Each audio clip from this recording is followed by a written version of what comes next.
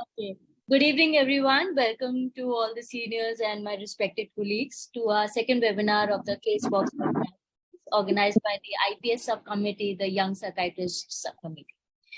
So with that, I would like to invite chairperson of our subcommittee, Dr Samiksha Sahu, and she has completed her MD Psychiatry in 2019 as a gold medalist. And she has also done her fellowship in child and adolescent mental health from Mumbai, Nair, DLY Nair. And she has trained in cognitive behavior therapy as well as certificate advanced course in management of addictive disorder. And she's also the best female researcher awardee in the Lakshmikant Shanti Award. And she's currently the assistant professor in the Department of Psychiatry at Gandhi Medical College, Bhopal. I would like to welcome ma'am and please proceed with the further session. Thank you so much for the kind introduction. So first of all, I would like to welcome our advisor, Dr. Anita Gautam ma'am. Without ma'am's guidance and blessings, we wouldn't have conducted this show. Ma'am doesn't need any introduction. Everybody knows ma'am. So ma'am has a lot of talk shows, a lot of degrees to her name, and she has a very huge career in while practicing in Rajasthan. And ma'am has handling the committee of young psychiatrists, and now we are just following her footsteps. So we welcome you, ma'am. Next, thank you so much, Samiksha, for lovely introduction. Thank you, Zia. My pleasure, ma'am. Next, I would like to welcome my co-chair, Dr. Nihal. Nihal has done his MD from Mamta Medical College, and he has a peer reviewer of Telangana Journal of IMA. He's working as a consultant psychiatrist at Kashyapi Counseling Center at Visakhapatnam. He's been awarded WPA 2022 Early Career Psychiatrist Fellowship and a Young Scholar Fellowship at World Congress of Asian Psychiatry. He has around 10 publication and presentation of research. So Nihal, next time I think I am going to rope in for this fellowship with you. And next we have our very creative Dr. Kashyapi Garg. So all the flyers and artwork is dedicated to her. So she's very enthusiastic, her color choice, and she's a very good artist. She has done her undergraduate from Era Medical College, MD from Tirthankar Mahavir Medical College. She has previously worked as an SR in the Department of Psychiatry at the same college at Sarojini Naidu Medical College, Agra. She's been awarded WPA 22 Early Career Psychiatrist Fellowship and Young Scholar Fellowship at the World Congress of Asian Psychiatry at 22. So both of my colleagues over here are students of both the chairpersons, and it's an honor. I welcome both the speakers. So one thing I would like to go back and say, so I have the opportunity of meeting PSVN sir long back when he visited Bhopal, and sir gave me Noah Harari's book about mankind, and I read it, and I still have it with me. And sir, it's a huge honor and a privilege for me to welcome you to our Casebox series, sir. Then we have none other than Dr. Aleem Siddiqui, sir. Sir is our chairperson. Dr Satish Babu, sir. Sir, welcome to our Casebox series. Next, the Young Brigade, representing our Young Brigade, Dr. Vasu Mishra. Now from here, I hand over the session to my co-chair, Dr. Nihal. Introduce Dr. Aleem Siddiqui, sir. Aleem Siddiqui, sir, holds several esteemed positions that highlights his expertise and contribution to our community. He is a professor of psychiatry at Era Lucknow Medical College and Hospital, and serves as a visiting honorary professor of psychiatry at GSVM Medical College in Kanpur. Dr. Aleem Siddiqui, sir, is the director of the Healthy Minds Neuropsychiatry and Behavioral Science Center in Lucknow. He's also the current honorary treasurer of the Indian Psychiatric Society and served as a direct council member from 2018 to 2021. Additionally, he serves as the editor-in-chief for the Indian Association of Biological Psychiatry. As a recognized expert in his field, Dr. Aleem Siddiqui, sir, shares his knowledge and expertise as a guest faculty at Amity University in Lucknow is also actively involved in medical community as the Vice President of the Indian Medical Association in Lucknow and holds the position of Honorary Treasurer for the Association of Psychiatrists in Private Practice, IAPP UP UK chapter. Dr. Aleem Siddiqui sir engaged in various public awareness initiatives, delivering faculty lectures, publishing academic articles, and contributing to newspaper articles. He has also featured on multiple TV and radio programs to discuss the mental health and raise awareness in the community. Furthermore, Aleem Siddiqui sir is a fitness enthusiastic, emphasizing the importance of healthy lifestyle. On behalf of IPS and IPS Young Psychiatric Subcommittee, we welcome you, sir. Thank you, Nihal. Yes, sir. Sir, please kindly introduce our speaker, sir. Yeah, first of all, thank you very much, the Young Brigade, for inviting me here. I don't know, it was Jack Ma or something, that whenever you are feeling low, you surround yourself with young, enthusiastic people. So whenever I am attending your programs, it is a energy booster for me and for people on the other side of the age divide.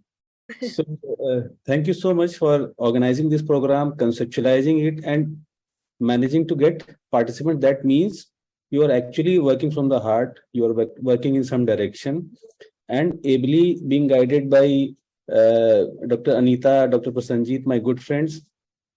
Then my regards to Samiksha, Nihal, and Kashyapi.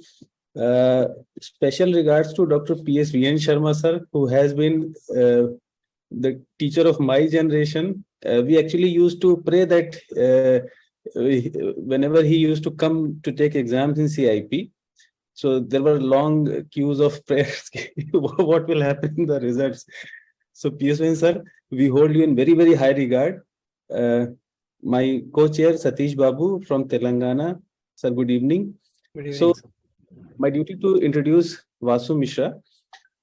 Vasu is diploma in music, in vocals. He's MBBS from Allahabad Medical College, Motilal Nehru Medical College it is called. He's pursuing MD in psychiatry from AIIMS Jodhpur. He was first in jam session and third in quiz round in IPS midterm CME organized at Raipur 22. First rank in quiz and paper presentation in ISP Agra 22. First rank in prelims and third rank in mains of Adicon conference at NIMHANS. Second rank in prelim round of motivational quiz organized by AIIMS Jodhpur. Narrative review topic he has on Bhagavad Gita and its psychotherapeutic implications. He has a case report on topic opioid withdrawal delirium. So in such a young age, so many things. So all the best, Dr. Vasu Mishra, and over to the organizers. Vasu Mishra, I think you can start the case. Yes, sir. Thank you so All much, the sir. best, Vasu. Yeah, please start your case. Thank you, ma'am. Sir, allow me to share my screen. Yeah, you please share your own screen. Yes, sir. Not to scare anybody, we have 174 participants and counting.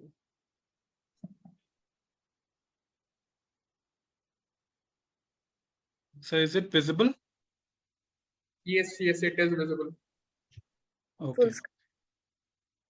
So thank you all for allowing me this opportunity to present this case conference among such prestigious teachers. So I would like to thank my SR in charge, Dr. Swati, and my consultant in charge, Dr. Navratan sir, for their continuous guidance in this case. So aim of this case is to discuss a case of treatment-resistant schizophrenia. So here's a 20-year-old male resident of Barmer, Rajasthan, who is Hindu, single, 12th pass, unemployed, belonging to nuclear family, and of belonging to lower middle socioeconomic status. So date of admission was of 15th of Feb 21. Mode was supported. It was for diagnostic clarification and treatment rationalization. Date of discharge was 26th of next month. So informants was self, second father, Mr. Ganesh Kumar, who was living with patient since birth, and past medical records. Information provided was both reliable and adequate. So chief complaints as per the patient were कोई तकलीफ नहीं है, पिताजी लेके आए हैं. As per informant अजीब बातें और व्यवहार करता है, खुद में ही बड़बड़ाता है और हंसता है, बेवजह गुस्सा करता है, गाली गलौज और मारपीट करने लगा है. All these complaints were starting from past 3 years. So as we can see, the total duration of illness was 3 years. Onset has been insidious. Course was continuous and progressive, and precipitating factor could not be elicitable. Now, beginning with the history of presenting illness, so patient was maintaining well till January 2018. Until then, his mood was neither overtly sad nor overtly cheerful. So in January 2018, his father got a call from his coaching center that he was behaving differently, in which he was seen to be taking abnormally long time to eat his meals in the mess. He would be frequently observed muttering to self, indulge in bouts of laughter, and making hand gestures even when no one was around. But this will be the highlight of this case, that whenever we would try to assess the cognition in HOPA, the cognition of the patient would not be available throughout the history. So, so this behavior also, there was no explanation from the patient that why or what was the reason he was doing so. So his roommates informed that for past 3 to 4 days, he has been spending a lot of time in bathroom. He has been taking his books along with them, which was not his usual self or the previous self. He would seem to be sitting like a yogi, and when asked by roommate, he asked his roommate to not to disturb him as he was doing his so-called dhyan, and would not elaborate anything further. He would shout shlokas in Sanskrit loudly, would often talk on science and religions with others would find difficult to comprehend, and would appear lost in his own thoughts. Further, due to these complaints, he was brought to his aunt's house, which was next to the coaching center, and where from a private psychiatrist, diagnosis of acute transient psychotic disorder was made and was prescribed oral medications for 5 days. That I will discuss in treatment history. I have not included that part in HOPI due to the time constraints. So with these medications, he would remain drowsy and would eat meals and keep quiet for most of the day. In follow-up, the medications were prescribed for 15 days more. Now, due to the excessive lethargy, what his father did, he himself tapered the medication by reducing the dose in half. And within 2 days of reducing the medication, he was seen to be getting anger outbursts were there, which were unprovoked. He was seen to be physically abusive on his family members without any reason for the same. He continued repeatedly going to bathroom, would spend 1 to 2 hours inside, and would come out in a similar state as he went inside. So mark this thing, there is no history of any excessive time consuming bathing or washing was there. Gradually, he reduced helping his parents in household chores. Anger outburst and verbal altercation were once or twice. His father continued the similar oral medications. This time compliance was though ensured. And due to this, his father reported 15 to 20% improvement in terms that there was reduced muttering to self and smiling to self in terms of frequency, although there was no complete remission in these symptoms. His interaction scene was still reduced, non-spontaneous. He would keep to himself most of the day, would appear withdrawn during festival and family occasions. His family member noticed that he would cover up his head while he was outside, would sleep with head covered in the summertime. Family members find this behavior unusual, and upon asking that why he was sleeping even in the summertime by holding the bedsheet, that was not clear. He continued maintaining similarly till March 2019, when his father decided to consult a local psychiatrist, even in Barmer settings only, as they find Jodhpur to be far away, where he was prescribed some medications from that psychiatrist, which included the tablet fluoxetine 20 mg. Now, within 10 to 15 days of these medications, the patient had an episode of spontaneously crying, saying that he did not wish to live anymore. He would either die or become a sannyasi, again without any elaboration. So this episode lasted for around 20 to 30 minutes. No information about why this happened from the patient side was not clear, and father stopped the medication. Then they consulted another psychiatrist in Jodhpur, where medications were started, and the improvement reported with the earlier medication was similar, that there was reduced in terms of frequency of muttering to self and smiling to self, but there was no improvement in terms of his interaction, as even after repeated persuasion, he would reply only in 1 to 2 words. Again, even being on these medications in July, August 2019, his irritability starts increasing. He would again seem to be start muttering and talking to himself even when no one was around. He would seem to be not maintaining his personal hygiene. His symptom persisted of occasional muttering and inappropriate smiling. He keeps going out of his home to specific places continuously for a few days, would choose another place for next few days, and would spend a significant part of his day outside the home, on most of the week loitering around. So around September 2020, he was seen that he started eating specific food item at specific time during every day. For example, for a few days, he would eat poha, another time followed by a papad. Family members also reported him observing repeatedly picking up the glass, drinking a sip of water, then again putting down, again holding again drinking, but there was no history of excessive drinking of water that was forthcoming in all through these 3 years. He would sometimes seem to be dancing without any reason. When asked why he was doing so, he would say that it was just a Shiv Nritya and didn't elaborate any further. Further, his father brought him to AIIMS Jodhpur, where diagnosis of schizophrenia was made. He was started on tablet olanzapine 5 mg and was hiked to 20 mg over 2 months with no improvement reported. He was further admitted in a ward for further assessment and management.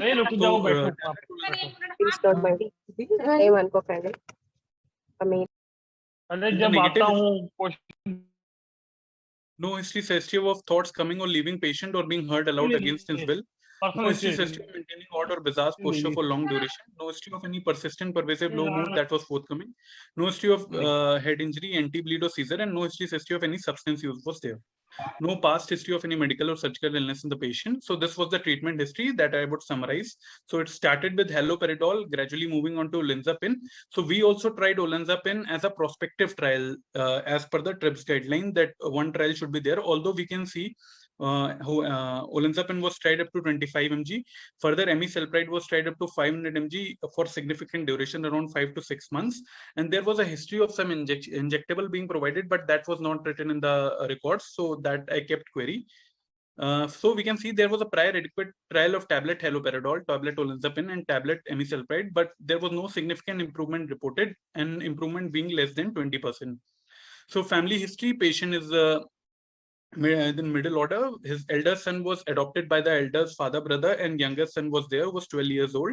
There was history of IPR issue between mother and father due to lack of reliable source of income for past 5 to 6 years. His chief earner of the member is the mother, who works as a tailor. Father is currently unemployed since his shop closed after the lockdown. So family members understood the nature of illness and need for treatment, although there were frequent critical comments from the mother side. As I told, chief decision maker is patient father, caregiver is patient father, and earning member is mother. Birth history was uneventful. There was no neurotic traits, truancy, or disobedience. In academic history, he started school at the age of 5 years. Change of medium from Hindi to English in 11th class, where there was a slight issues due to the language disturbance. Further, he was able to cope. Took a drop next year. During this period only, he started watching videos on philosophy, religion, which was never his previous self. He joined a coaching institute in December 27 in Jodhpur for Air Force entrance examination, maintained well for a month, was able to cope, after which the symptoms started from January 2018 and as further told in HOPI. Occupational, he has been unemployed after school due to the illness. For 1 month, he did a mobile repairing course, but did not take up any job thereafter. Sexual history was not clearly elicitable. Marital history, he was unmarried, but had an online relationship with the girl that he never married. But his father conveyed the girl after checking his phone, after which there was no conversation and no further relevant information was coming in this context. Substance history was none. Temperament, he was an easy child. Physical examination, BMI was 19.6 kg per meter square. Waist circumference was 72 centimeter. Systemic examination was all within normal limits. So patient entered the room. There was inappropriate smile towards doctor as well as a stranger. He was conscious and cooperative. Gait was normal. Eye-to-eye contact was initiated and maintained, and rapport was established with difficulty over the sessions. Psychomotor activity was decreased. Speech, non-spontaneous. Tonal fluctuations were absent. Rate, amount, and volume was decreased. Reaction time increased, although it was comprehensible and relevant at that point of time. Mood and effect, subjectively, man theek hai. Objective, there was a blunt effect. Range was restricted. Reactivity was absent. Congruent to thought and inappropriate to surroundings in context of inappropriate smiling and the muttering that was there.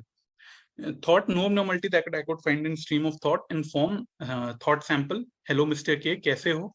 Patient initiates an eye contact, smiles inappropriately, then looks down and after a pause replies, ठीक हूँ sir.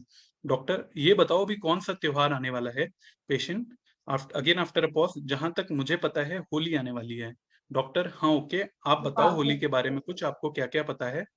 Patient again after a pause said, sir Holi में होलिका दहन होता है. विष्णु जी ने प्रहलाद की मदद की थी. विष्णु सर, मेरी क्लास में एक लड़का पढ़ता था जिसने मेरी नहीं बनती. घर वाले समझते नहीं हैं, मैंने सब कुछ लिख रखा है फाइल में. मैं तो जानता हूँ बैटमैन की शूटिंग इंडिया में हुई थी. पापा को लगता है मुझे स्किज़ोफ्रेनिया नाम की बीमारी है. दशरथ और दृष्टांत की आपस में फाइट करेंगे तो सारी चीजें अपने आप क्लियर हो जाएंगी. गीता ही सबका इलाज है. गीता से मिलना है मुझे. Impression, loosening of association was clear and there was dilemma in between derailment and tangentiality was kept. The further flight of ideas was not considered. There was lack of pressure of speech in the sample. Content sample doctor क्या कोई परेशानी है अभी आपको? नहीं, कोई परेशानी नहीं है डॉक्टर। क्या कोई दिक्कत है जिसकी वजह से आपको अस्पताल आने की जरूरत हुई? नहीं, कोई दिक्कत नहीं है डॉक्टर। घर वाले कह रहे थे कि आप जब भी बाहर निकलते हो तो सर छुपा कर निकलते हो, इसका क्या कारण है? पेशेंट, चमगादड़ से बचता हूँ डॉक्टर। चमगादड़ से क्यों बचते हो आप? चमगादड़ रेडिएशन का यूज करते हैं, अंधे होते हैं, तो उन रेडिएशन से वो मुझ पर नजर रखते हैं डॉक्टर। अच्छा, पर आप पर नजर क्यों रखते हैं? क्योंकि मैं काफी कुछ ज्ञान प्राप्त कर लिया है गीता पढ़कर, तो सरकार रखवा रही है नजर। डॉक्टर, सरकार को क्या नुकसान हो सकता है आपसे? आप पर ही क्यों नजर रखवा रही है? गीता तो बहुत लोगों ने पढ़ी हुई है। पेशेंट, पता नहीं, सरकार कुछ भी कर सकती है। जब मैं सो रहा होता हूँ तो दूर से रेडिएशन आए होंगे और इन्हीं रेडिएशन से सरकार ने पता कर लिया होगा मेरी नॉलेज का। डॉक्टर, पर कैसे, ऐसा कैसे पॉसिबल है? बात तो रेडिएशंस तो अंधेरे में रास्ता देखने के लिए यूज करते हैं, वो आप पर नजर कैसे रख सकते हैं? पेशेंट, आपको नहीं पता सर, बैठ के रेडिएशंस को डिकोड करके सारी इन्फो निकाल लेते हैं और सरकार तक पहुंचा देते हैं। डॉक्टर, पर साइंस तो ये कॉज नहीं बताती है स्किज़ोफ्रेनिया का। पेशेंट, तब सर साइंस को अपडेट करना पड़ेगा। Impression that I kept was bizarre delusion, no abnormality in position of thought, in perception. Doctor, जब आप अकेले होते हैं और आसपास कोई नहीं होता तब कानों में शोर या आवाजें सुनाई देती हैं जो सिर्फ आपको ही सुनाई देती हैं? हाँ सर, आती हैं। इन आवाजों के बारे में विस्तार से बताइए। जो भी मैं काम करता हूँ वो आवाज वही रिपीट कर देती हैं। क्या ये मेल की होती हैं या फीमेल की? कभी मेल की सर तो कभी फीमेल की। और कहाँ से आती हैं आवाज आपको? आवाज तो सर बाहर से ही आती हैं, कभी दाईं कभी बाईं तरफ से। ओके, ये आवाज आपसे क्या कुछ बात करती है? पेशेंट, हाँ। क्या बोलती हैं ये आवाज? देखो अब ये बैठ रहा है, अब सोने जा रहा है, मुझ पर हंसती भी हैं। ये आवाजें एकदम साफ सुनाई दे रही होती हैं, जैसे अभी आपको मेरी आवाज सुनाई दे रही है। पेशेंट, नहीं, इतनी साफ तो नहीं, पर कभी कभी साफ होती हैं, कभी थोड़ा धीरे से बोलती हैं। क्या आवाजें आपके मन से आती हैं या बाहर से आती हैं? बाहर से ही आती हैं सर, और कानों में सुनाई देती हैं। क्या आपने कभी इन आवाजों को रोकने की कोशिश की? हाँ, नहीं रुकती। मैं खुद से बोलता हूँ इनको ऐसा मत करो। अकेले बैठकर गीता पढ़ता हूँ तब भी कोई फर्क नहीं पड़ता। So impression that was made was second person auditory hallucination running commentary type. Neurocognitive function, he was oriented to time, place, and person, and intention and concentration. Attention was arousable but ill sustained. Memory, both all the three parts were intact. General fund of knowledge was intact, and simple and arithmetic were intact. In abstract thinking, it was impaired. As in proverb test, when asked about 9 2 11 hona, he said भाग जाना, बंदर क्या जाने अदरक का स्वाद. He told another that नाच न जाने आंगन टेढ़ा. In similarity test, train and bus, he said कोई समानता नहीं है. Dog and cat दोनों पति पत्नी है. So I kept impression was impaired.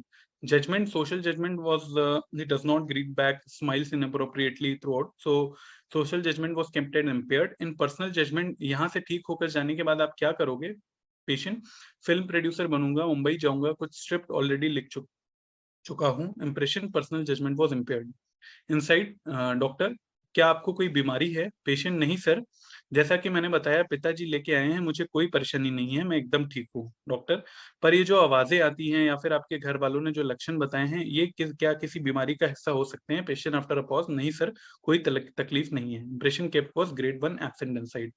So diagnostic formulation, 20 years old male, studied till 12th class, belonging to Hindu nuclear family of low middle socioeconomic status, resident of Barmer with easy premorbid temperament, presented with illness of insidious onset and continuous course, characterized by hallucinatory behavior.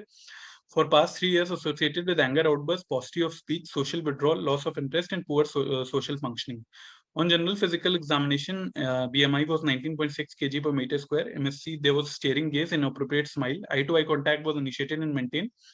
Bizarre delusions, second person auditory hallucination, running commentary type, impaired personal judgment, impaired abstract thinking, and great word insight was there.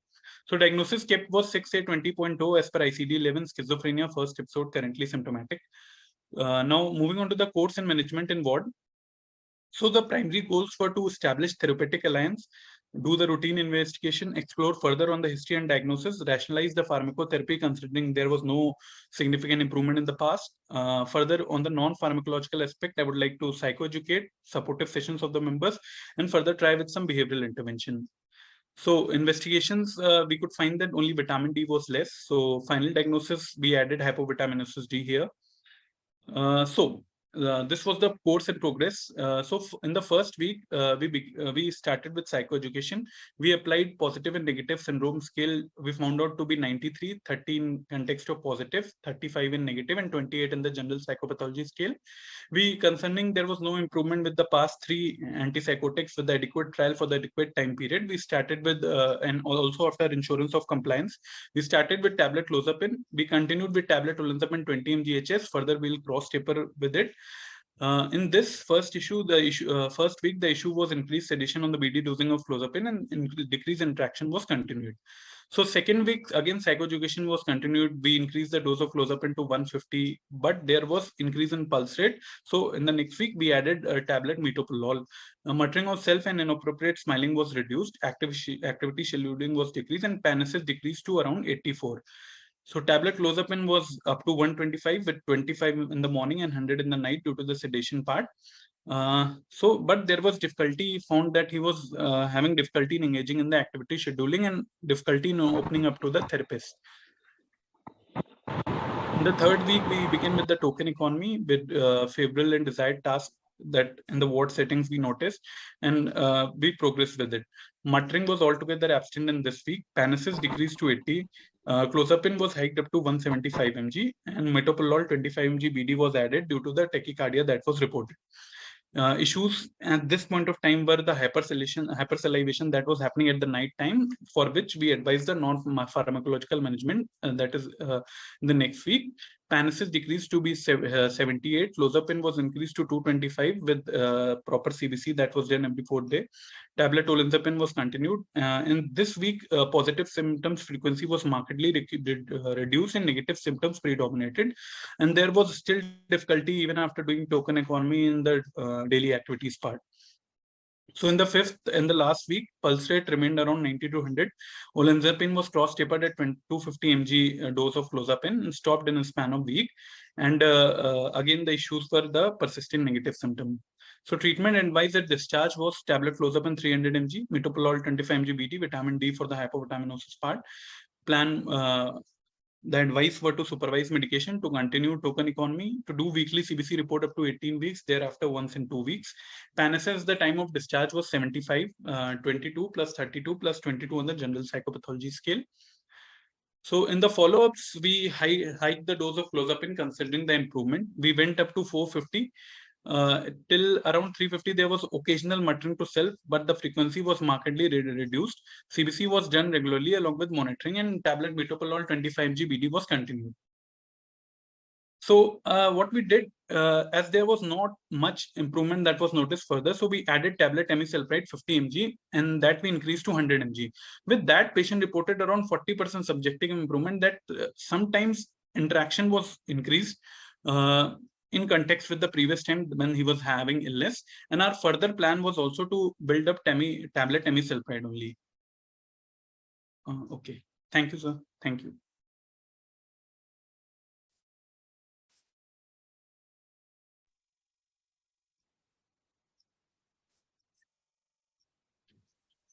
Thank you, Dr. Vasu.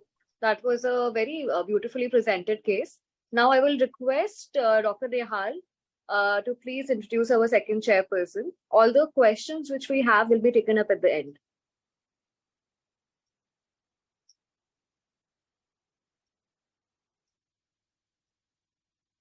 It is my privilege to introduce my sir as well here, Dr. Sateesh Babu sir. Dr. Sateesh Babu sir is currently the professor of psychiatry at Mamata Medical College in Telangana. His extensive educational background includes an MBBS degree from Kakatiya Medical College, Warangal, and an MD in psychiatry from Kasturba Medical College, Manipal. Sir currently serves as the president of Telangana Private Psychiatric Hospitals and Nursing Home Association. Furthermore, sir has served as the past president of the IPS Andhra Pradesh Psychiatric Society,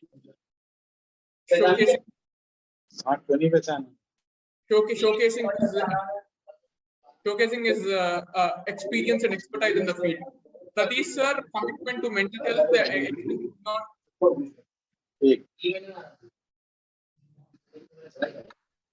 Satish sir. Thank you. Satish sir, commitment to mental health extends beyond the national level. He has served as a national representative for the International Association for Suicide Prevention in India and conducts suicide prevention rally every year on the World Suicide Prevention Day to create awareness, highlighting his involvement in suicide prevention efforts and advocacy. As a passionate educator, Dr. Sateesh Babu sir has dedicated his time and expertise to mentoring numerous postgraduate students, shaping the future of psychiatry. His role as a teacher reflects his commitment to share knowledge and fostering the knowledge of the next generation of psychiatrists. On behalf of IPS Young Psychiatric Subcommittee and as your student, sir, it is my privilege to welcome you to our webinar, sir. Thank you. So I would request you to introduce our second speaker of the day, Dr. PSVN Sharma, sir.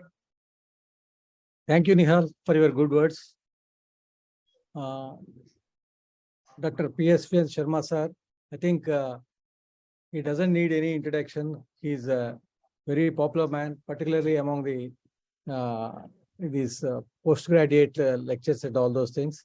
Sir did his MBBS from Maulana Azad Medical College, New Delhi, DPM from NIMHANS, MD for Postgraduate Institute of Chandigarh, Senior Resident in NIMHANS, Assistant Professor in CIP Ranchi, then Assistant Professor and HOD in KMC Manipal, Professor KMC Manipal up to 2018, guide to over 40 MD residents and 10 PhD scholars, publications 145, book chapter 6, and intra and extramural grants 22, current interests, PG training, descriptive psychopathology, and rehabilitation psychiatry.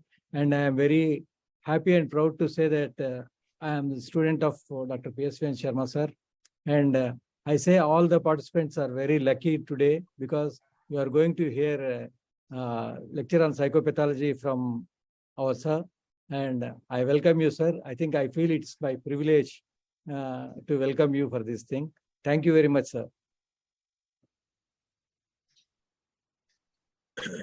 Thank you, Dr. Satish Babu, and thank you, the IPS body, for having me with you. Despite my receding hairline or receded hairline and age.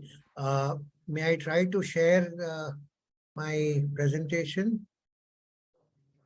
Yes, sir. Please share your presentation, sir. Yeah, just a second, please.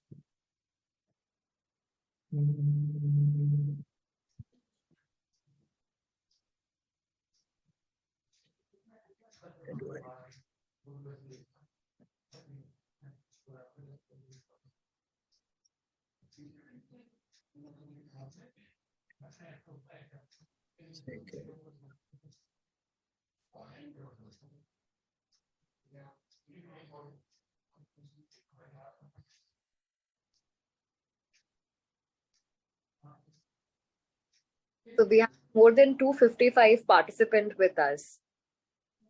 Excellent.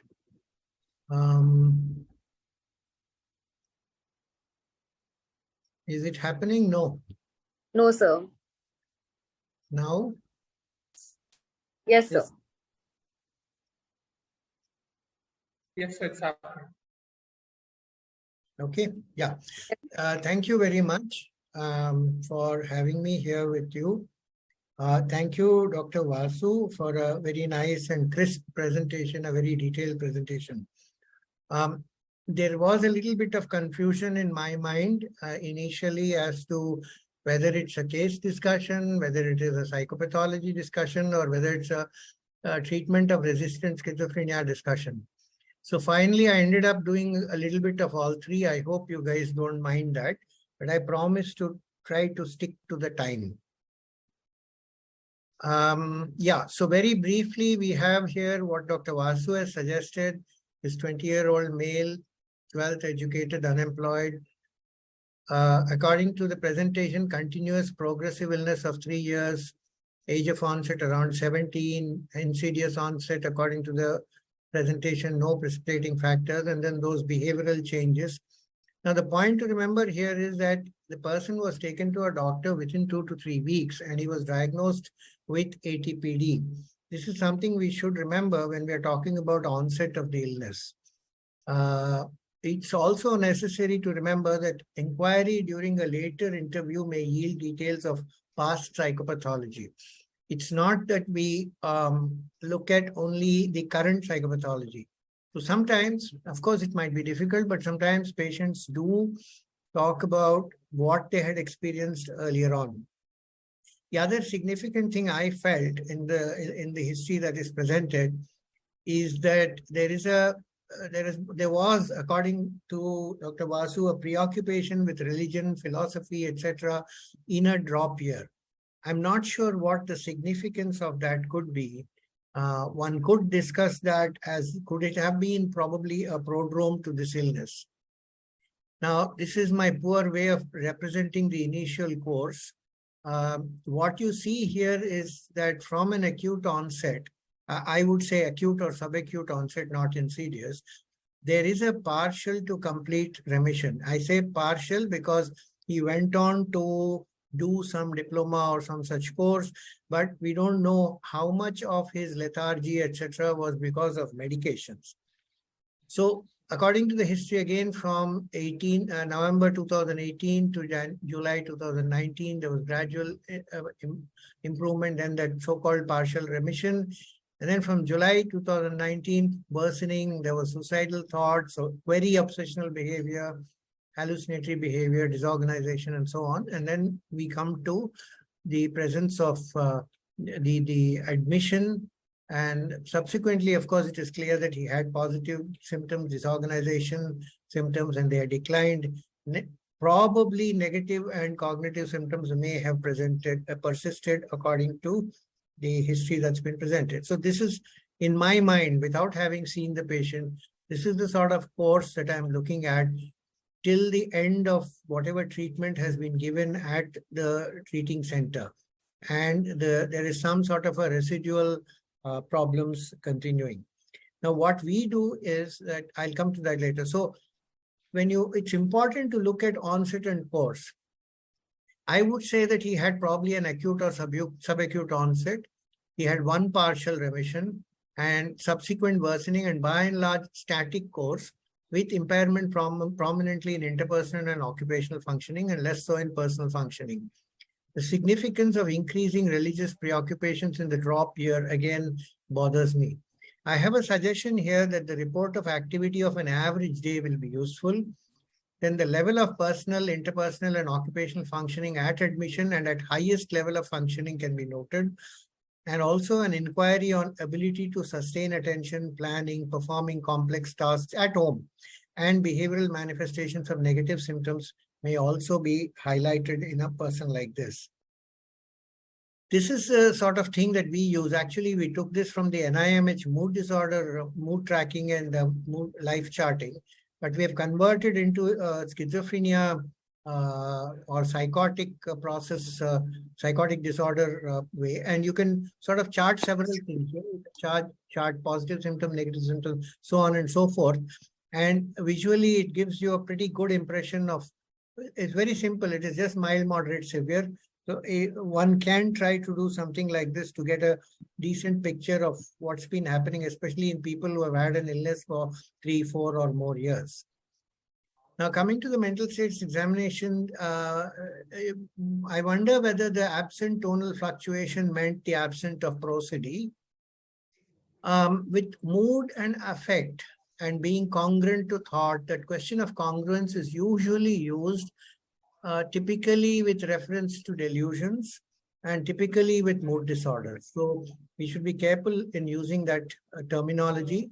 Also, we need to distinguish between mood and affect. These are very specific words. Regarding formal thought, the sample that I saw was much shorter than what you have presented now. But yeah, there was probably irrelevance is the simplest way to talk about formal thought disorder. Loosening of association is a very Bloilerian way of talking about it. But multiple things which are not connected to each other. That's right. You're probably right in saying that you did not think that it was flight. But then the snippet that you gave were very small. It could also have been an ordered flight. there was one sample that I had seen where it was mentioned, "Jab main so raha hota hu, tabhi dur se radiation aaye honge." If you say there honge, there is no certainty. So, with reference to delusions. And then again, when he says, "मैंने doctor की clinic के बाहर पढ़ा था और ये बात सही है," we need to follow it up with what, where, when did he read this, and so on. And we need to also look at whether all features of delusion are elicited. Bizarreness has been commented about. It will be good if we look at the vectors of a delusion, as Kendler had said, which is conviction, extension, bizarreness, disorganization, pressure, effective response, the deviant behavior that comes up with it. So that would give us more information on the delusional system. Again, when he talked about breast cancer treatment, could this have been a cultural experience regarding this line of thought? Would there be some sort of jadi booty treatment that is going on? So need to keep that in mind also before we pass judgment on delusions and bizarre delusions. And then the sample I saw, of course, in perception was a little different. But yes, I agree. What you have told right now is a commentary on him, and it is in second person auditory hallucinations. But by reading the Gita, we have moksha. When voices tell you about your matters and affairs, this is called moksha. Is it really bizarreness, or does this also have a cultural basis or meaning? We need to look at. And about cognitive functions, when you say that abstract thinking is impaired, we need to probably look at whether it is a problem of inattention or whether it is really concretization or concrete thinking. Now, I have a few suggestions for the juniors, not for Dr. Vasu, but for the juniors who might be in the audience, that during the examination of the patient, we must also ask him to explain his past behaviors and experiences, which often have been noted in the informant's history, to understand the nature of his past psychopathology. For example, in this case, what was he muttering about? Why was he dancing? What non-social speech was he emitting? Why was he neglecting self-care? Why was there anger and violence towards family? And also to reconfirm whether he currently has those experiences or beliefs. And we also try to assess the extent of negative and cognitive symptoms from the behavioral history. Now, this is important because what has happened in clinical psychiatry over the years, I'm sorry if I'm sounding very old, is that we have a generic sort of history of 2-3 years, and then we look at the current symptomatology, and then we make a diagnosis. The problem is that the illness has been there for a long time, and we need to know the symptoms as they evolved over the time, not just to fulfill an ICD-11 or DSM-3, DSM-5 criteria. Now, I think a diagnosis of undifferentiated schizophrenia was offered. I wonder whether a paranoid schizophrenia diagnosis could equally well be acceptable, considering that I think in the slides that I saw, you were satisfied that there were delusions, there were hallucinations, and so on. So if there is a paranoid hallucinatory syndrome that goes higher up in the hierarchy of diagnosis making than undifferentiated schizophrenia. So this is one area which is a pet area of mine, that when there's a specified symptom, you should go for that rather than undifferentiated or other or and so on. And regarding the treatment history, he said that, okay, there are 3 medications that have been given with partial response of symptoms, questionable effect on negative and cognitive domains. He said that token systems were used and psychoeducation was used. My suggestion is other rehabilitation measures should also be mentioned, apart from family psychoeducation, like patient psychoeducation, neurocognitive assessment, skills training, and so on. And his examination, considering that this person was probably about, 16 or 17 years old when the problem started, I would expect that he would have some soft signs already, which would probably be linked to a prefrontal pathology, which would also be linked up to negative symptoms and cognitive symptoms and so on. Hypothetical, but then for the first years who are there, probably one should keep that in mind for looking for signs. So in general, looking at the predictors of clinical response in schizophrenia, of course, you have gender. Generally, ladies do better than gents in terms of their outcomes. Hello. Am I audible? Yes, yes, sir, you're audible, sir. Yeah, there was some between. Yeah, so gender-wise, yes. Generally, the onset of the later, and hence probably that may be the reason why outcomes are better in the female gender. Social class, it is a debatable thing, but there is a drift hypothesis. So lower social class generally tends to have a higher representation. Not that it is breeder. I don't believe in the breeder hypothesis. It's probably drift. Age at onset, like this boy, early age of onset, unfortunately, predicts a poorer outcome. The type of onset is extremely important, however. Like in this case, it is, I would call it an acute to subacute onset. Ideally, taken alone, it should mean a better. But then there are other factors that predict outcome also. Again, we should look at current literature on DUI and UP. Both a shorter DUI and a shorter are predictors of better outcome.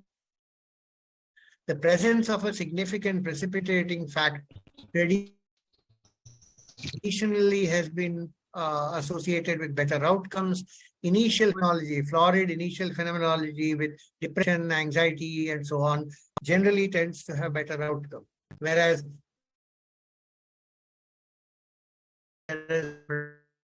predominant positive symptoms slightly better. Then, of course, the presence of medical and psychiatric comorbidities don't do any good to the patient. Of course, if you have a course like this, or even a downhill course, much more down course, I would consider that he is in static course now. That's family history, probably illness itself reduces the potential of recovery.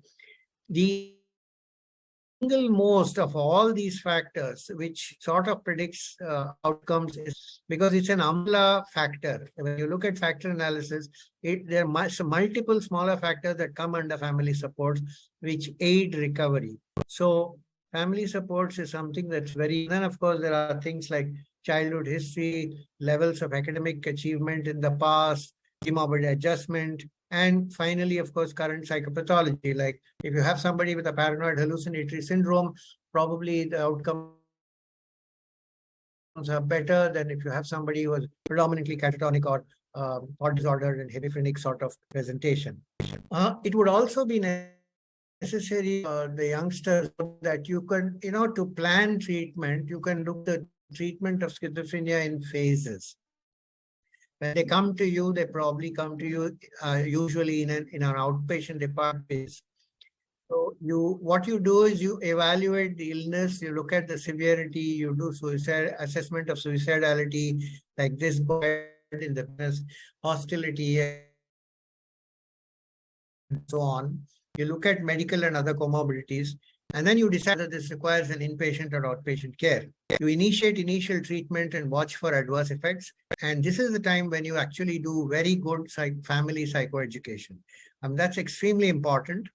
The next phase is the continuation phase. It is generally considered the part which comes after the initial symptoms have settled, probably 4 to 6 weeks or so of treatment. And that's where the continuation of the treatment and watching for adverse events continues. Look for post-schizophrenic depression because that's present in almost 50% of our patients. And suicidality is very high during that period. Evaluate social, economic, and vocational needs of that patient and plan for rehabilitation needs and providing inputs in that direction. Patient psychoeducation now starts because now the patient has gotten over the initial maelstrom of symptoms. So he or she will be more amenable, and it's extremely important. Family interventions come in here. If you have noticed that there is some sort of over-involvement, or there is some sort of criticality or any sort of family pathology that you suspect, this is when in your continuation phase that you do that.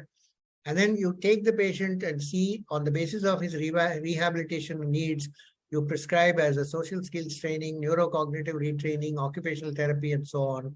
And you also start looking at specialized treatments if there are resistant symptoms. By then you will know if there are resistant symptoms. And the third phase is the maintenance phase, which is roughly around a year after recovery. So you continue the treatment and you watch for adverse effects.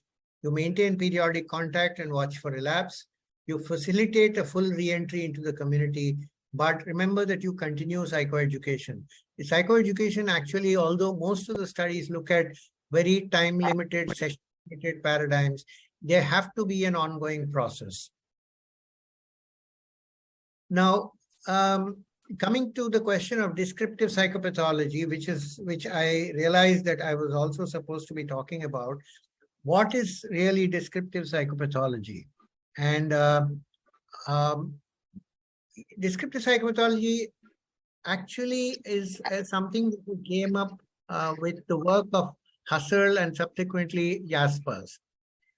It's from the existential thought that you sort of put yourself in the patient's shoes and then you try to understand his experiences being non-critical, non-judgmental, and just look at what he or she is experiencing and feeling. Now, many people use the term phenomenology and descriptive psychopathology these days interchangeably, but there was a distinction made in the sense that Husserl looked at phenomenology in a much deeper level. Husserl wrote his book much before Jaspers did. Whereas Jaspers used the term descriptive psychopathology at a slightly more superficial level. Husserl went into philosophy along with phenomenology. The next question is the question of the phenomenon and the noumenon. I mean, when you're seeing something, are you seeing what it really is or what it is through your eyes and the other person's eyes or words or whatever? So the noumenon is something that you guess. The phenomenon is something that you actually see, but the phenomenon need not be the real reality. The next issue in descriptive psychopathology is the question of form and content. Now, with descriptive psychopathology, we are more interested in the form because the form defines what the person is experiencing. So when you say that a delusion is a false belief, it is not shared by others, it is firmly held despite your evidence to the contrary and so on, you're basically defining the form of the delusion. Whereas the content is somebody wants to kill me or somebody wants to make me a king and so on and so forth. So for the purpose of descriptive psychopathology, form becomes much more important than content. Content is important, but for understanding the illness and for also making the diagnosis in today's world, the form actually takes precedence. The next issue that comes up in descriptive psychopathology is the question of process and development. And this is something very unique to the work on schizophrenia or dementia precox, as it was called earlier on. That process is that issue or that situation that arises de novo inside the individual without any external mediation. That is almost like saying it is like in depression, you say that you use the term endogenous depression, something comes from inside. So the process pathology is something that comes from inside without any external stimulation, whereas development, you can understand it on the basis of stress, life events, ambient stress, or even personality problems that the person may have. So these are the terms that you will come across very often when you talk about descriptive psychopathology, especially in terms of schizophrenia. In the psychopathology, of course, there is a very hoary ancient tradition about delusions. Of course, the word delir had different meanings earlier on. We'll stick to the fairly recent meanings. People have made this differentiation between what is a true delusion and a delusion-like idea.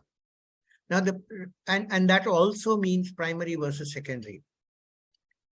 The point is that a true delusion was linked to something known as off-morbid origin. Now, what is that? Off-morbid origin, again, goes back to what I said in the last slide, the process. That The pathology is inside. It is not something that is contributed by personality, by stress, by somebody shouting at you, so on and so forth. And that is the morbid origin of the process. And that is something that is a characteristic of a true delusion.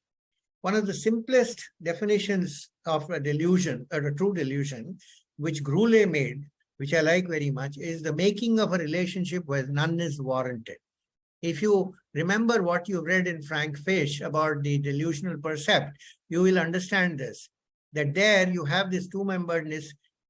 I see a bottle of water in front of me, I see somebody walking past, and I know that that person is going to throw a bomb at me, provided that I do not have any pre-existing psychopathology. So I've made a relationship between that water bottle and somebody passing by when none is warranted. And that is a clean break of reality. And that's what the evolution of schizophrenia and the delusion is, a break from reality.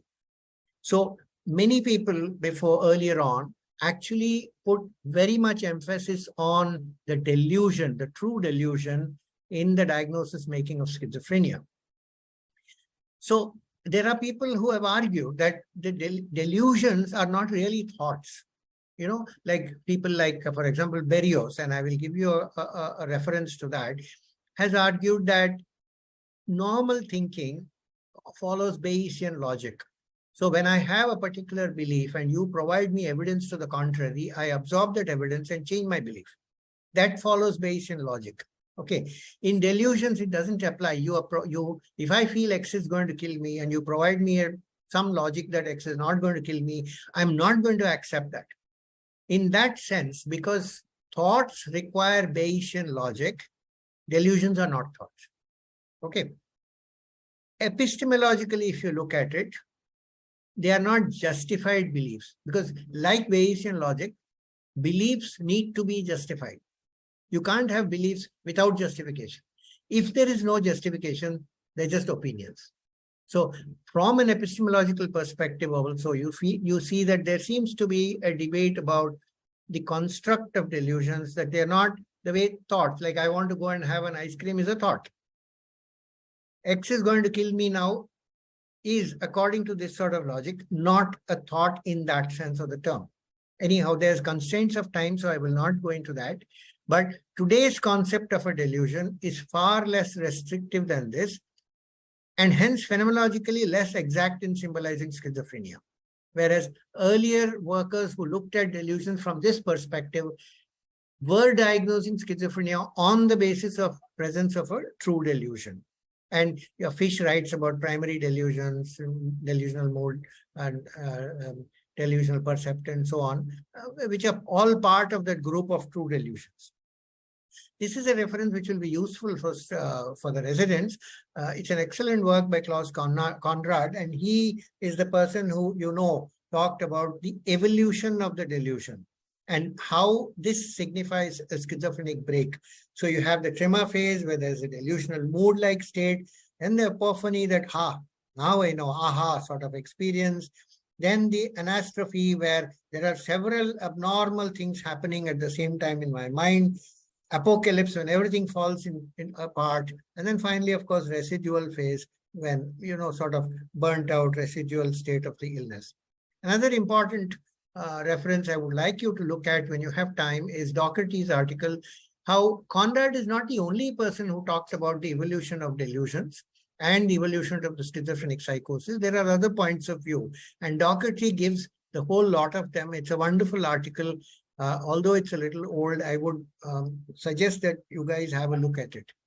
And then finally, what I was talking about regarding Berrios's work on wrong beliefs or delusions not being thoughts, this article in the BJP or his full book is there on the history of psychiatric symptoms are wonderful references for you. Now, in delusions, of course, when I was talking to you, you have this idea primary. That means there's nothing before it. There's no mood disturbance, there's no perceptual disturbance, nothing else. Autochthonous means the same, it comes from within. It's also called the delusion proper, it is called the true delusion. The one characteristic of all these terms is that they are ununderstandable. If you put yourself in the shoes of that person, There was nothing before it, and then this cropped up. So there is ununderstandability, which I think your fish also refers to. Now, there are, of course, secondary delusions, or which are also called as delusion-like ideas, which arise from normal or other morbid experiences. I'm hearing voices, and then I start suspecting the neighbors are trying to poison me. These are understandable on the basis of antecedents. So these, in the traditional sense, are not schizophrenic, okay? Which, as I said earlier on, that whole logic has been turned upside down. Now, delusions occur in about 70% of people with schizophrenia at some point in their lives. Obviously, the most common are persecutory, then you have grandiose, religious, sexual, and other contents. But the persecutory delusions, unfortunately, tend to be the most resistant to change. And funnily enough, persecutory ideations about other people are also very common in so-called normal life. So maybe that has something to do with this. Socio-cultural factors, of course, influence the content of delusion. 50 years ago, probably it was black magic. Today, it is probably a man from Mars or a chip inserted inside the head. So socio-cultural factors influence the content, but not the form. Bizarreness, when you talk about bizarre, Dr. Vasu talked about bizarre delusions. Actually, it is the impossibility of the belief. It's just impossible. But bizarreness also is changing with time, because what was impossible about 75 years ago about landing on the moon became possible. And then it loses its bizarreness. And that is one of the problems why the definition of bizarreness is now being contested. Very often it was seen that bizarre delusions are associated with first-rank symptoms. But then it was thought that bizarreness is an important thing in diagnosis of schizophrenia. But you have now that this importance of bizarreness is declining when bizarreness itself, I mean, the world seems to be becoming unbizarre. When you come to hallucinations, of course, you have this wonderful definition of Esquirol, more than 200 years ago, of definition of hallucinations. But people like Jaspers and others expanded on it.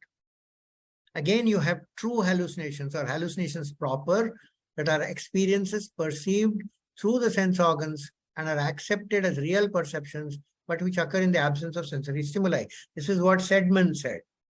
The important things about hallucinations as we understand them now, true hallucinations, is that there is a veridicality, a true-to-life quality. I hear somebody talking, I know there's a person talking, that sort of a thing. And a dimensionality in terms of space, in terms of auditory hallucination, I know that there is volume, there is and there is timbre. Similarly, in visual hallucinations, I know the 3 dimensions, and so on and so forth. So these are things which have to be present, and the voices or whatever experience I'm having should be independent of my will. So I can't stop them, I can't start them at will. Now, of course, true hallucinations are distinguished from pseudo hallucinations, and we know that even the IPSS study came out with something like 74% of their patients had schizophrenia with true hallucinations. In schizophrenia, auditory verbal hallucinations are obviously most common, less common olfactory, less common tactile, less common somatic, and then others. Multimodal hallucinations may be seen about 20% of patients. Very rarely you see patients with massive hallucinosis, multiple hallucinations predominating the picture. If you look at what is the voice, what are the voices, who are speaking, and then important figures in society. Content, often family matters, slightly less often accusatory, then religious, then instructions to the patient, and then others. I'm not boring you with percentages, you can look them up.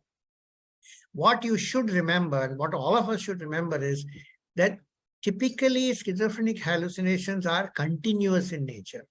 They're not bits and pieces. They're not like people with depression who says, you're useless, you should go jump in a well. They're not like people with mania who says, oh, you're the king, you should rule the world. They go on and on and on. If you go to any of the backwards of a mental hospital, or you look at a person in a rehabilitation center who goes on and on and on hallucinating, that is the typical continuous auditory verbal hallucinations that you see in schizophrenia. Now, the emotional response to this, however, changes with the stage of the illness. Over time, the emotional response of anger, irritation, anxiety goes down till at some point in time, patients do start accepting it as part of life.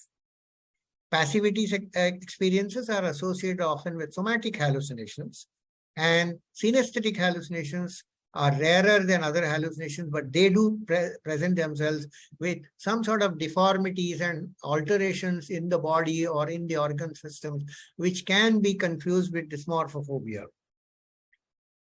Coming to passivity, this is central to the psychological and psychophenomenological theories of schizophrenia, which is ego boundary diffusion. And this is the classical example of ego boundary diffusion. Normally, we all have ownership of our own experiences. We have ownership of what we are thinking. We have ownership of what our thoughts are, what our hearing is, what our emotions are, what our actions are. But when the sense of ownership is diluted or lost, then we start looking at some things as alienated or coming from elsewhere. So you can have psychic and somatic passivity experiences almost invariably associated with secondary delusions.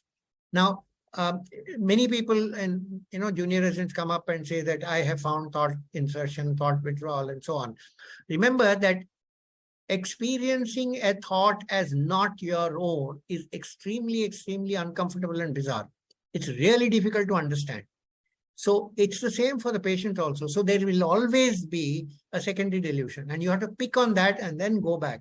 Nobody tells you that my thoughts are being not my own, but from elsewhere, without telling what is the medium by which it is happening.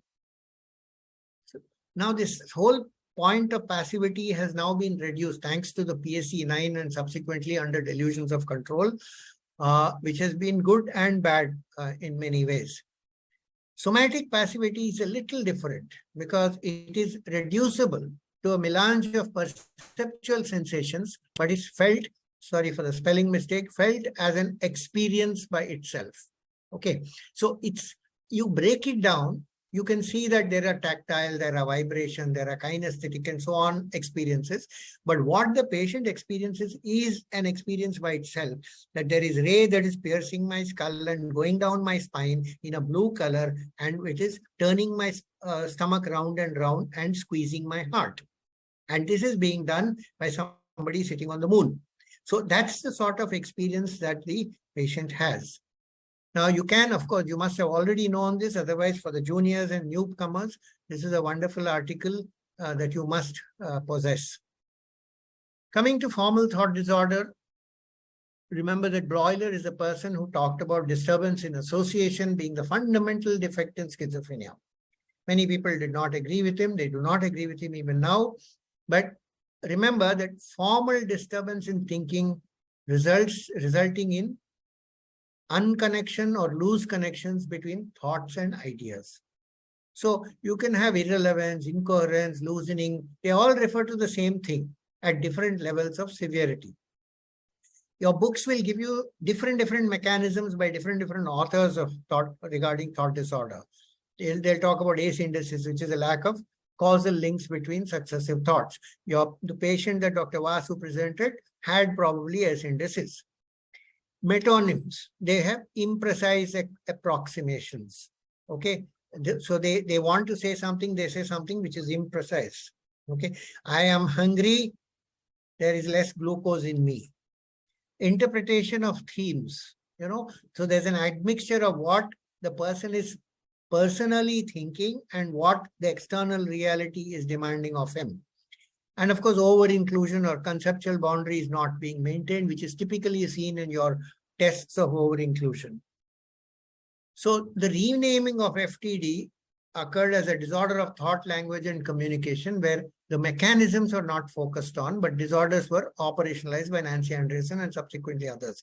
It makes sense, but we should also remember that there are many people who try to understand how those abnormal pieces of thought were coming out. So that's why we read in Fish about different ways, different names, and so on. But this is what it is. The mechanism is written by many people, but the definitions are like what Andreasen and others have given. FTD occurs in a variety of disorders and has been much maligned as a diagnostic cue in the past, yet it retains importance in today's diagnostic system. Whether you look at the DSM-5, where it is one of the 5, or you look at the ICD, it is there, which means that it still carries some weight. Coming to negative symptoms, it will be interesting for you to know that it was Russell Reynolds and subsequently Hewlings-Jackson who developed the concept of positive and negative symptoms with reference to neurology. When there is the higher centers of inhibition are knocked out, you have the lower centers getting free and producing certain positive symptoms. So you have a tremor, which is a positive symptom. You have spasticity, which is a negative symptom, and so on. So we borrowed that. And this whole concept became very popular around 1980s to denote some features of deterioration that was being typically seen from the time of Kraepelin and even before him in people with schizophrenia. So loss of function rather than an add-on function is what negative symptoms are. And they are a source of disability and caretaker burden. Initially, it was thought to be avolition, apathy, alogia, attentional disturbance, and affective changes. But subsequently, these have been redistributed. Some of these have gone to cognitive and others to disorganization domains.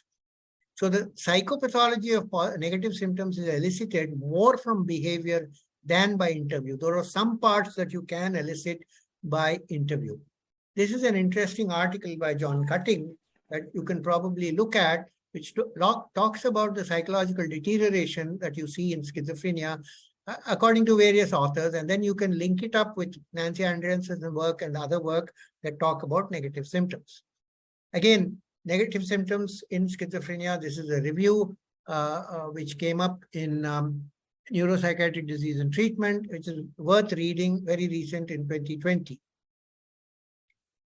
But negative symptoms can be secondary. You can have a whole lot of psychiatric disorders, the green ones, which can produce things like negative symptoms. You can also have antipsychotics producing it, environmental deprivation and understimulation, medical comorbidities, chronic insomnia, and so on. So one has to keep in mind this when we talk about negative symptoms in schizophrenia. Now, I've deliberately put this for 2 reasons. One, I love this hierarchy called Folds hierarchy because I am an old-fashioned person and I'm not very comfortable with comorbid diagnosis. But more importantly, the hierarchy says that psychotic disorders is second from the top. That symptoms that can occur below can occur in the immediately higher position of the hierarchy, which means schizophrenia, psychopathology can be the psychopathology which is exclusive to schizophrenia and of mood disorders and of anxiety disorders and of personality disorders, so on and so forth. So this sort of tells you how broad this whole area of psychopathology of schizophrenia is. Now, I'm not spending time on cognitive and affective and disorganization phenomenology because cognitive psychopathology is more inferred by behavior and subtle neuropsychological testings with overlap over other affected domains. Affective phenomenology is extant as in other mood and affect related disorders, so one need not repeat them. And disorganization is essentially observed behavior with limited, immediately ascertainable psychopathology. So it means descriptive psychopathology of schizophrenia is a rich tapestry of intrapsychic manifestations to be discerned classically in an empathic and patient manner. The more one tries to engage with the patient in revealing his experiential narrative, the more we understand of schizophrenia as more than just a set of diagnostic criteria for labeling an individual. Now, since Dr. Vasu wanted to talk about, I think, treatment-resistant schizophrenia, and he probably didn't have time, I'll quickly have 3-4 slides because this is relevant to his patient, and he already said some of the stuff. Roughly a third of our patients with schizophrenia probably have some resistance, and the concept of treatment resistance came up with Kane's work in the study of clozapine. And there are differences in cognitive functions between TRS and non-TRS patients. There are probably neurobiological differences. There are probably genetic differences also may be there. Generally poorer prognosis for people with TRS, which is understandable. The early Kane study back in 1988, when clozapine was almost dead and buried, showed that it was far superior to chlorpromazine in outcomes, both in the positive and negative symptoms. And the later criteria of Kane, you can read up. It's about 3 treatments with antipsychotics of 2 different classes, dose equivalent of 1,000 milligrams of chlorpromazine and so on. And essentially, he gives a BPRS-based definition of, they give a BPRS-based definition of resistance before you recruit them for treatment with clozapine. There are many other criteria for TRS. One of the popular ones is the last one, which is treatment response and resistance in psychosis. I'll just rush through it because I think I have overshot the time already. But it defines for you the duration of exposure necessary, the use of scales like SOFAs, and again the use of either PANASYS or BPRS or the extended version. Again, they have divided it into early, medium onset and late onset. They say that you should give a 600 milligram dose. Patient should have taken at least 80% of the prescribed dose. And there are methods of assessing the adherence, some of which is practical and some of which is not practical. Then you have clozapine resistance. We see plenty of them. If you go to a rehabilitation center or a home or a mental hospital, you'll see people with clozapine resistance. That resistance can be, it has a definition. It can be a proxy resistance. So you need a monitoring, probably blood levels 350 and above. Comorbidities can cause resistance, substance abuse, obsessive compulsive disorder, and so on. The timeline of detection of resistance is important. There are compliance issues with resistance. And there's a subset of ultra-resistant or clozapine-resistant schizophrenia, which is most difficult to treat. So 3 months after reaching a therapeutic dose of 350 nanograms is what is recommended. And then you can have a trial of amisulpride or oral aripiprazole augmentation. You can try augmentation with an antidepressant. You can try, I mean, this is a little silly about augmenting with ECT. Actually, we would generally give ECT much before this. Then there are several newer things which are even at trial basis. Sodium benzoate, pimavanserin, and so on. So I'd like to end here abruptly, I know, but if the chairpersons allow, I would love to have a discussion with all of you. Thank you very much. Sir, you need to carry on. It is a treat for us. Yes, sir. We have time, sir. Please go ahead, sir. So you can carry on, so no issues, sir. We have another half an hour, sir. I thought it was to end at 8:30. No, sir. Sir, we have requests in the comment section that it's a treat for everybody, sir. So if you have, sir, please continue. You can please read out the comments. I think I've lost your screen. Sir, you have ended the screen sharing, sir. Should we put up your slides or? No, I don't need the slides now, unless somebody wants something from one of the slides. I'm done with the slides. Okay, sir. So we'll take up the questions then. Yes, please. I'm not sure how to get back.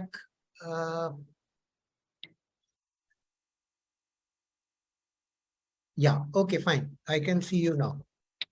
Yes, sir.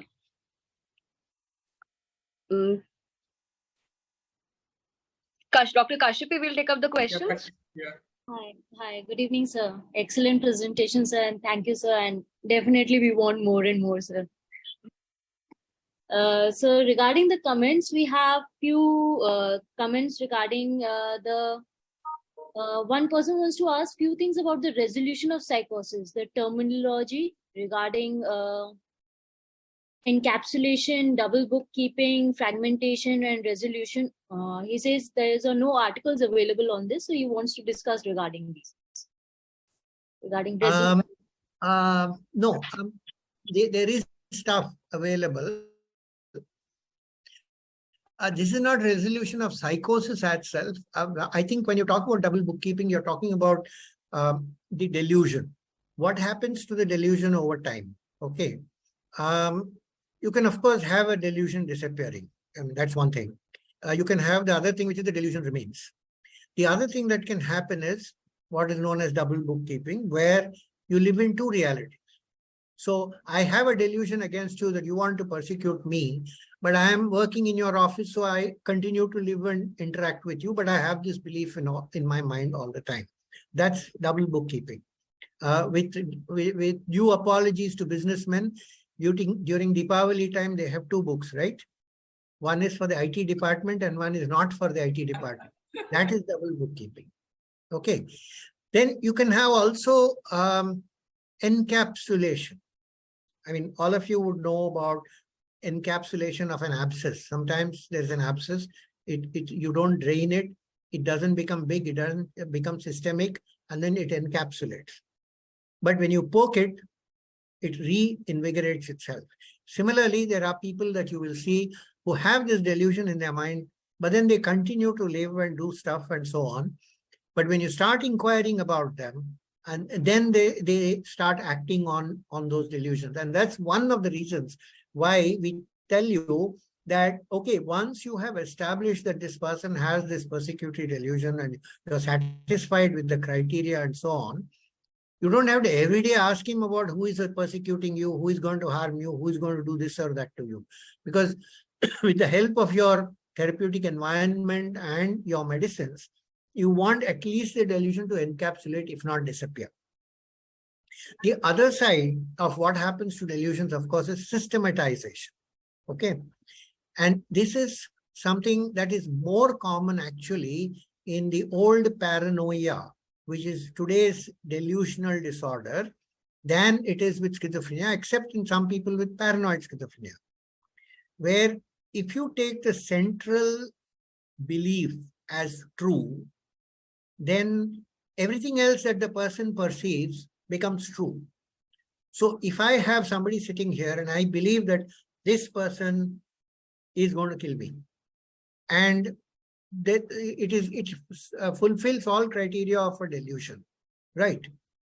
Now I can, if I tell you that this person has made a phone call to X to do something with a weapon, or he has signaled to the police to come, or so on and so forth, that is systematization.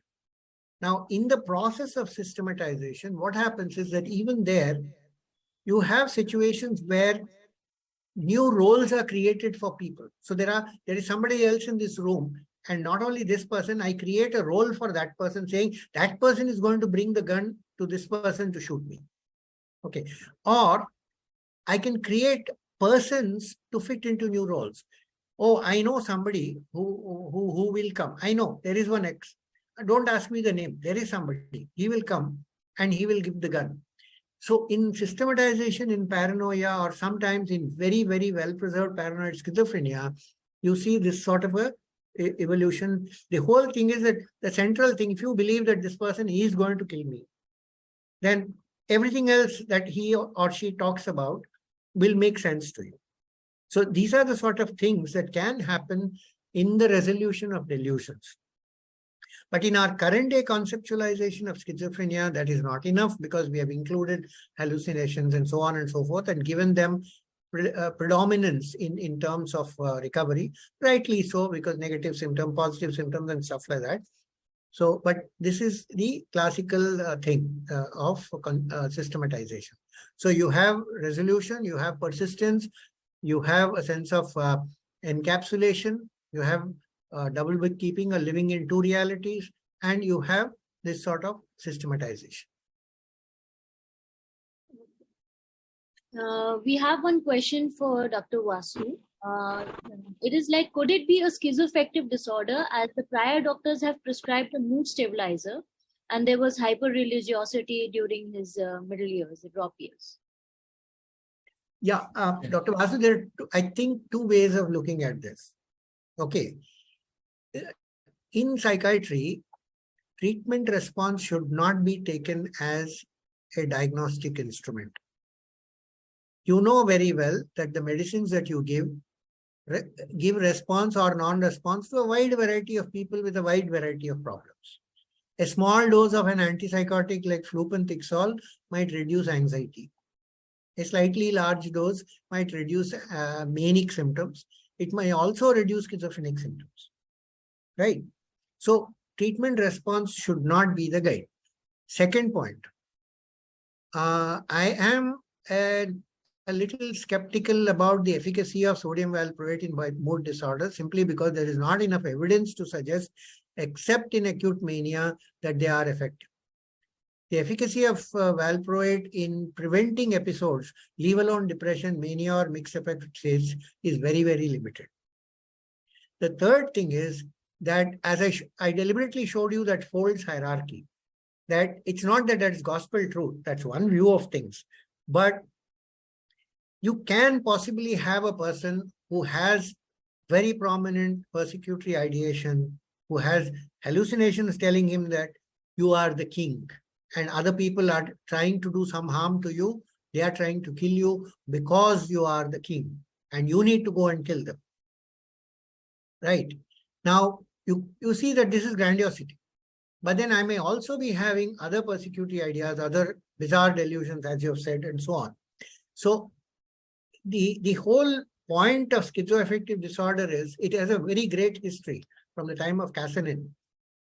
The problem is that we are stuck with, do we have a dual diagnosis thing, two diagnoses, two psychosis, or a unitary psychosis model? And this has not been resolved in the past 100 years. Okay, Kraepelin didn't resolve it, we have not resolved it. Every time we make criteria, remember, if you make a criteria, if you tweak the criteria which is closer to schizophrenia, you will diagnose schizoaffective disorder which behaves closer to schizophrenia. And if you tweak it, and that's what the DSM-5 has done. Whereas if you look at the ICD-10 criteria of schizoaffective disorder, it is closer to affective disorder. It doesn't talk of so much time in schizophrenic symptoms as in affective symptoms. So naturally then the outcomes are going to be very different. So we are stuck with this, as long as we are stuck with symptoms and durations as the guidance for making a diagnosis, especially in contentious areas like schizoaffective disorder, depression and anxiety, adjustment disorder and depression. There are many such areas. We will have debates which are circular in nature. So very well said that we'll have debates and it will be circular in nature. It will be ever ending. So we have one more question. Dr. Sahu from Bhopal. Hello, Dr. Murli Sharma. I am Dr. Sahu, if you remember. Hi, how are you? I was fine. Sahu and I worked together in Immense. I was his SR. Yes, I remember your evening round in the private ward about talking about the mental status examination. I heard your whole talk and reminded me the olden days of the enhance of teaching. Like we had a different way of learning, understanding. The things have changed over a period of time, and you have brought the history back.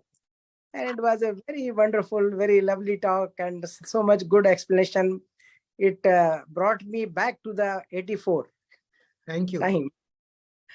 Thank you. I hope I have not aged. I hope my concepts have not aged. No, not at all. Concept can never age. Only thing we will age, not the concept. The concepts are same, but they are changing. Like as you said, schizoaffective, schizophrenia, depend what exactly which criteria you follow. If you take the international classification, it becomes more or nearer to the affective disorder. Or if you take the DSM-5 American way of thinking, and these things has been there that time also.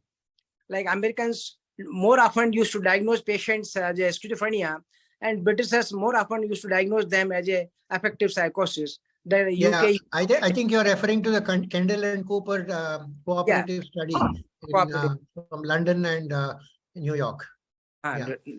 Same study, older one. So Samiksha will take care of next things. Right, Aleem, Siddiqui. Yeah, thank you. Murli sir, sir, one question on a general note. The study of phenomenology, so has it become less important in management of the patient? Suppose I have to prescribe olanzapine. So do I need to go into so much details of psychopathology, or I just take an overview and I apply a rating scale and I titrate the dose according to this. So your comments on this, the importance of phenomenology as the psychiatry is advancing. Yeah, there is a, in the given circumstances, like I was saying earlier on, that drug response should not be taken as a means of making a diagnosis. Similarly, many of our drugs that we have are like a hammer. Whether you want to kill a fly with a fly swat or with a hammer, that is the question. The point is that if you want, I mean, if old age psychiatry or psychiatry of the olden times, I think it's still relevant when you talk about therapy and all, is understanding the patient, making a therapeutic relationship with the patient, carrying him forward through his illness and recovery, and maintaining him free or as free of symptoms as possible over time. We have to know his psychopathology. We have to know the normal part of his thinking and the abnormal part of his thinking, and empathize with both. And that is psychopathology. That is the study of descriptive psychopathology. If we just say, okay, he has hallucinations, he has delusions, he has schizophrenia, we'll give him olanzapine, go. It's like, I mean, I'm sorry to be very critical. It's like going to those untrained doctors or untrained vets or whoever. I have fever, I have khansi, so okay, take metacin and go. It's like that. Unfortunately or fortunately, our drugs are so broad spectrum that roughly 60 to 70% of people will sort of show some recovery. That same one third or so will not show recovery. We are just where we are. But since many of our illnesses are long-lasting, chronic in nature, where there are many sort of situations and crises that the patient will face, where they will need help, and it is interesting for us to go through life with them. I'm now sort of, I've been in psychiatry for something like 35, 40 years, I forget. I've seen patients, I have worked with them, I've seen their children, I've seen their grandchildren. You know, now at this age, I look at it this way, that a psychiatrist ages along with his cohort. He's meant for that cohort. And then when that cohort goes, he also goes. Okay. But then he serves a useful purpose in that interaction. And we learn a lot more from them going through those problems and issues, the successes and failures, than we do by just saying, okay, he's free of delusions and hallucinations. Thank you, sir. Thank you, sir. And just let me add this for the audience. PSVN Sharma, sir, will not tell this. What you have gone through today, if you are able to take the history, take examination in such a detail, you are going to retain your patient. A good history, a good examination is a very good tool for rapport formation. So if you are able to do this, so the 200 people that are here now, you will earn more than the people who are just brushing off the patient. So if you want a patient retention, if you want a good OPD, if you want a good, you can say money buckets. So this is also one of the very important things. I think Sharma sir will not say this, but let me stick my head. I don't subscribe to that. Because he doesn't care about all these things. Everyone has their own viewpoint. No problem. Thank you so much. Thank you, sir. It was really a revisiting of the classes that we used to have. So I think people who have heard this lecture today are very fortunate, because sir is one of the best teachers that you'll ever come across. Thank you, sir. Over to you. Thank you, Aleem, sir. I would like second chairperson, Dr. Sateesh, sir, to please give his few comments as well.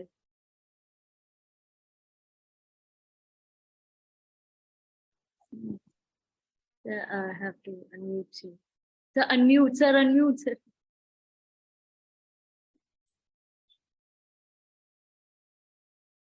Sir, I felt that I was in Manipal now, this 1 hour in bedside rounds.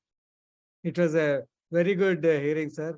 I think it's very, very informative for all the PG students, not only for PG students, for us also.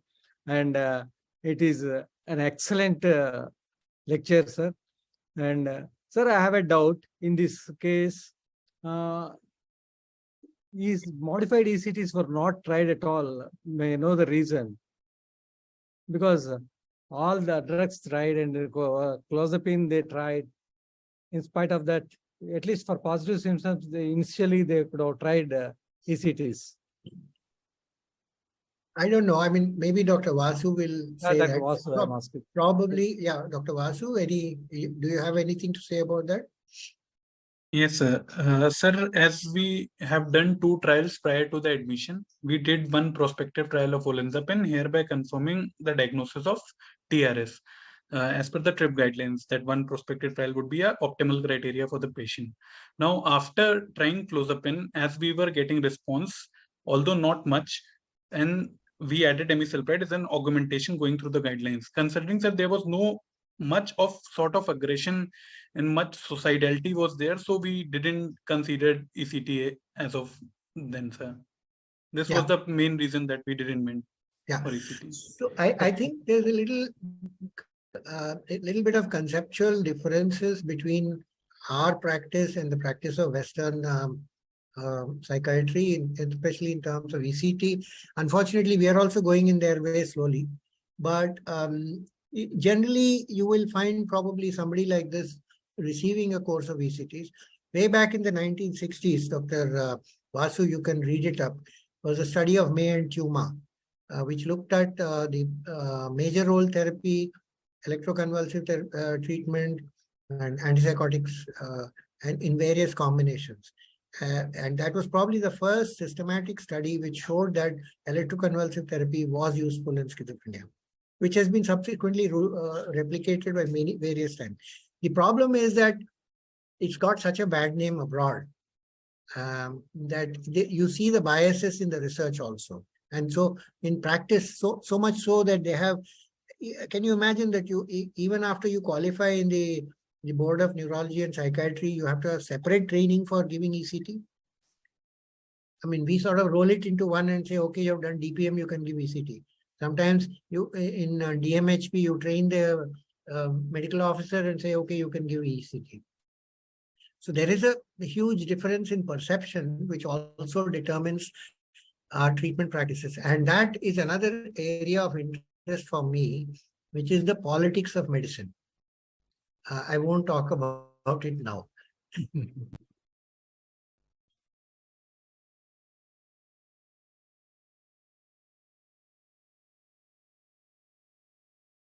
Excellent. Anything else? Dr. Vasu. Dr. Vasu, excellent case presentation and excellent discussions. Thank you very much, sir. And I feel thank you very much for the organizers for giving me this chance to chair the session of my sir. Thank you, sir. These are honors. Thank you all for this opportunity. So we have few more questions, if you don't mind. Okay.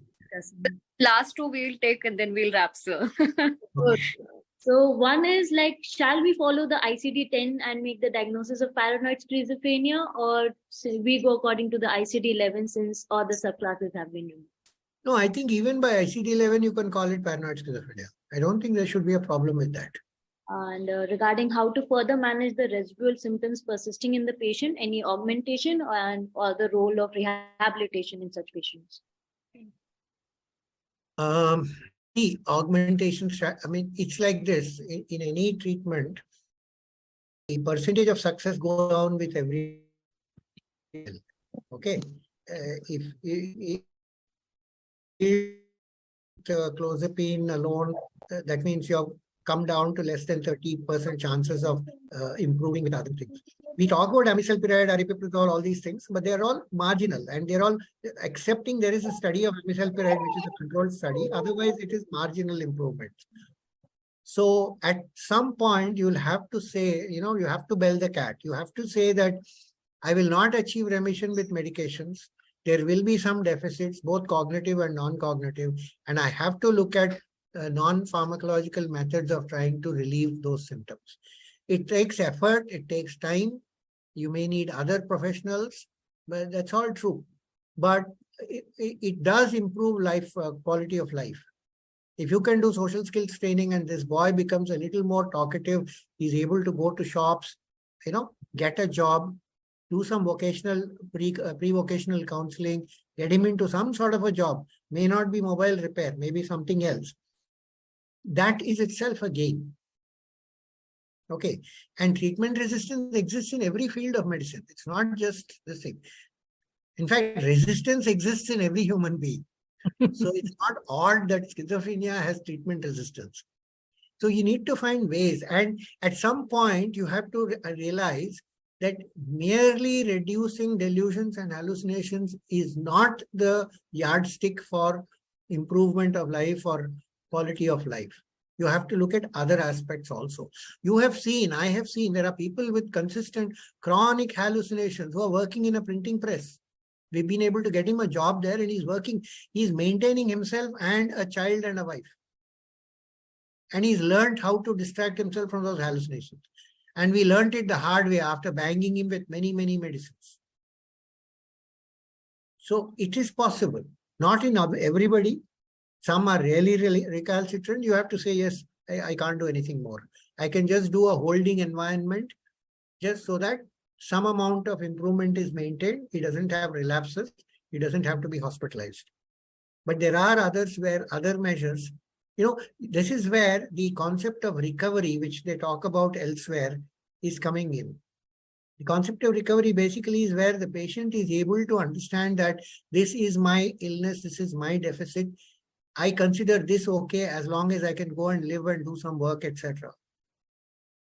Okay. So we need to sort of take that reality into consideration. Thanks.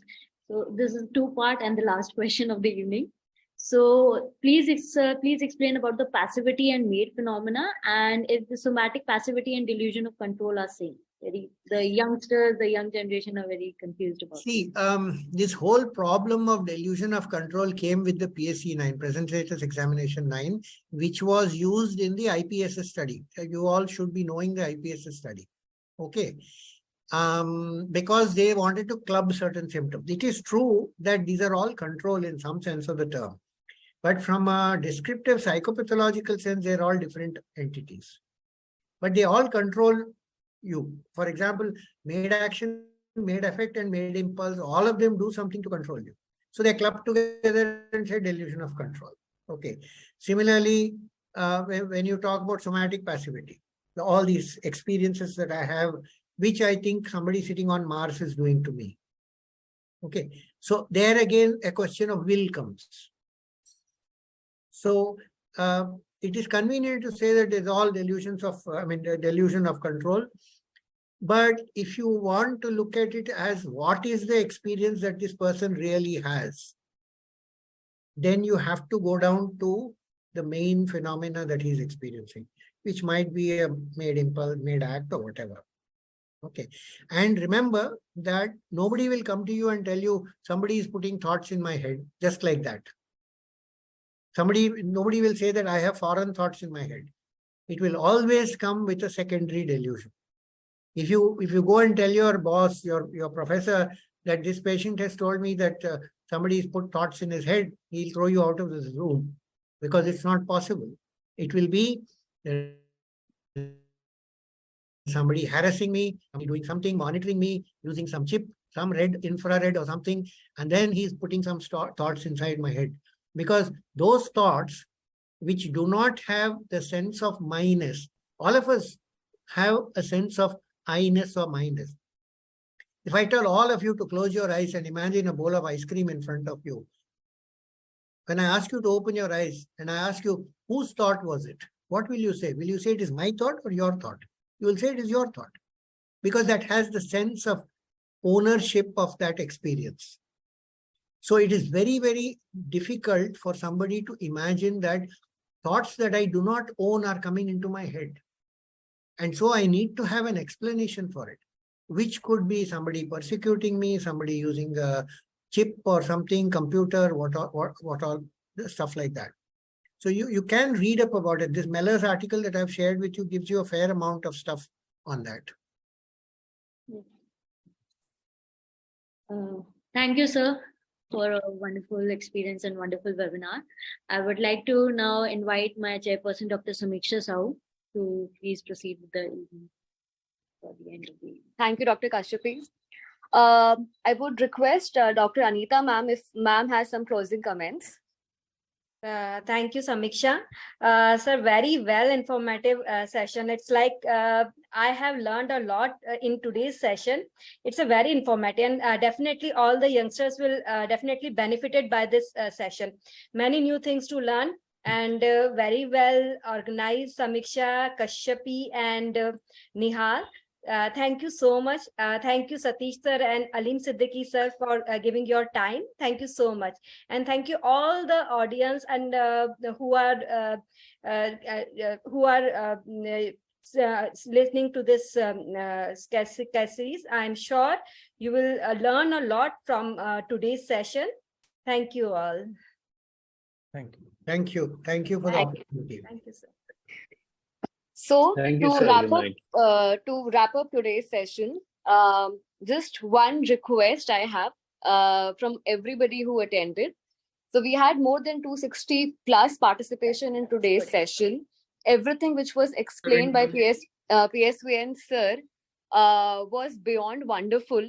Sir has shared so many beautiful articles, some old references, and they are going to be of big use to all of us. I congratulate Dr. Vasu for presenting the case in a very nice manner in front of more than 260 plus audience. That takes efforts and guts, and you did very well. Thank you so much, Dr. Sateesh sir, for being our chair, taking out the time. Thank you so much, Aleem sir, for giving us the time. And Dr. PSVN sir, we have no words. We have learned so much from you, sir, today. And it's an honor for us. And in the end, I welcome all of you to Bhopal. So, sir, I would just tell you about the conference. So, under the IPS banner, we are the Young Psychiatry Subcommittee. Me, ma'am, Anita ma'am being our advisor, me being the chair, Nihal co-chair, Kashyapi, my convener, Prasanjit sir, our EC coordinator. So we have been given the opportunity to conduct the National Young Psychiatrist Conference at Bhopal. And sir, I extend a warm welcome to you. The formal invitations and everything will follow. And sir, we would love to have a similar session at our conference for our young brigade.